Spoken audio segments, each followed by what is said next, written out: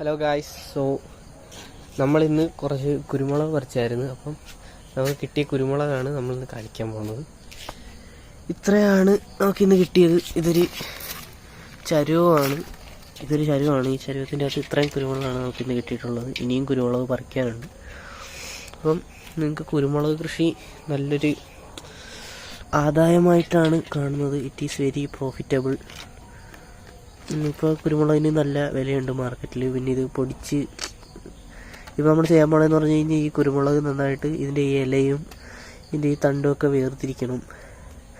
ഇതാദ്യം നല്ലപോലെ കഴുകി വൃത്തിയാക്കി അതിന് ശേഷം ഇത് വെയിലത്തിട്ട് ഉണക്കി കഴിഞ്ഞ് ഇതിൻ്റെ ഈ കുരുമുളകിൻ്റെ ഈ ചെറിയ ചെറിയ കാകളും ഈ ഒരു തണ്ടും വേർപെടും. എന്നിട്ട് നമ്മൾ ഈ കാ മാത്രം എടുത്താണ് പൊടിച്ച് കുരുമുളക് പൊടി ഉണ്ടാക്കുന്നത്. അതാണ് നമ്മൾ ഫുഡിന് കുരുമുളക് പൊടി ഇട്ട് തിന്നുന്നത്.